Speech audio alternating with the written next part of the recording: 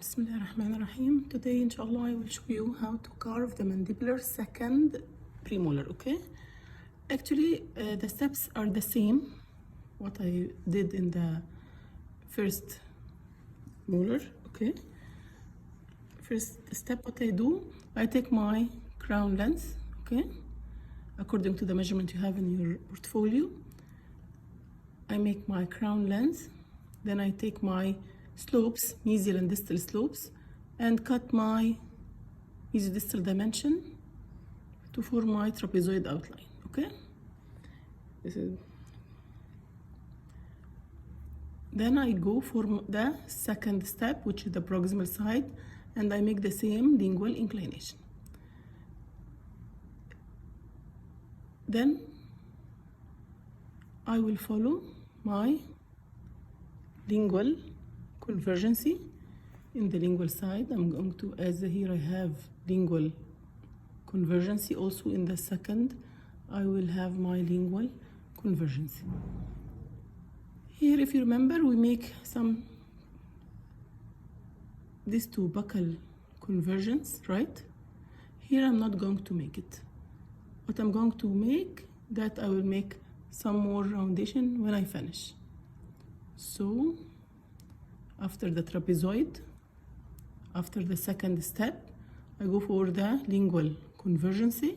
Then the occlusal side, what I'm going to do, if you remember, to make a midline. After the midline we have two margin ridges. So the same, I will make my midline, which will be the central groove. I mark my margin ridges. Then I begin to divide my cusps. It's so easy. Why? Because actually I have 4 cusps. The 4 cusps are almost equal, as I told you in the lecture.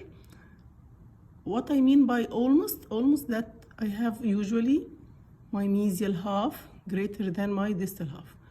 So in the carving, after I make my central groove, I can make here in midline, right?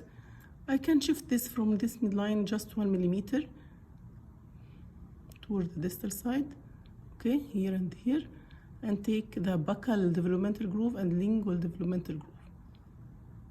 Okay, after that I'm going to carve the 2 lingual cusps, as you see, in the same way.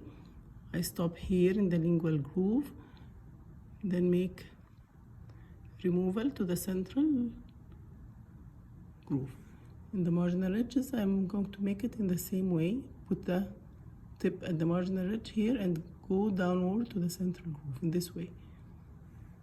I will do the same for the 4 cusps, no problem, because actually I have almost equal cusps, but usually, as I told you, the distal is slightly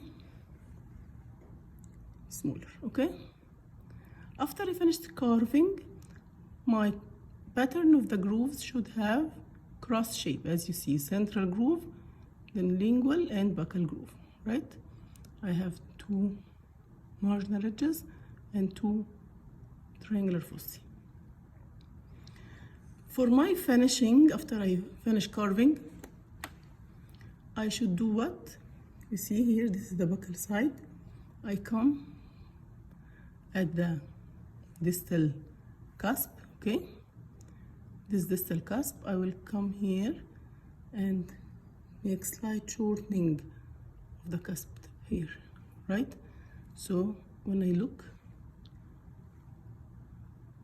between the mesiobuccal and the distobuccal, I can find my distobuccal is slightly shorter. The same in the lingual side. This is my distal side. I will slightly shorten my distal side, okay, but not so clear like the buccal. It's more clear in the buccal side. What else I'm going to do? Don't forget that my mesial marginal ridge was V shape, right? So after you finish, you can slightly come here and make like this from one side and like that from the other side to make it, as you see, okay?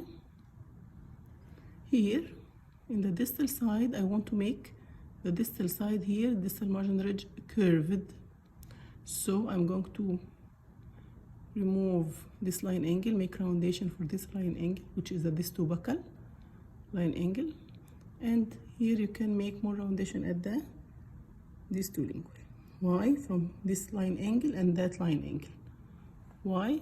To make my distal side curved compared to the straight mesial side. Okay? Then I'm going to make my root in the same way as I did in the first molar. But what will differ that I will make my furcation area longer. Here it was 3 millimeters, right? I will make it maybe 5 millimeters, okay? And I can make my curve more flat here in the mesial root. Because in the second molar, what happens? I will find that my roots, here I have what? Long furcation, and both roots are not so curved. My distal root is actually more straight, but my mesial root becomes also less curved. Okay, this is the occlusal side. My mesial side will be straight, my distal side will be curved. How can I make this curvature? By making roundation in this line angle and that line angle to make the distal side converge, right? And make it more rounded.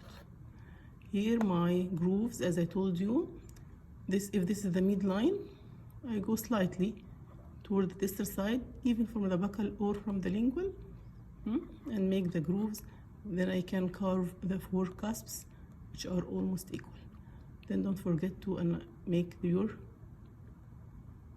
marginal fossa, okay? Here I have in the center, I have my central fossa also. So after I finish, I should have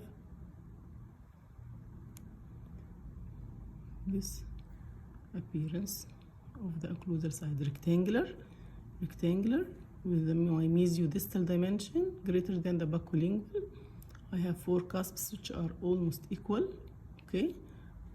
I have my marginal ridges and marginal fossa.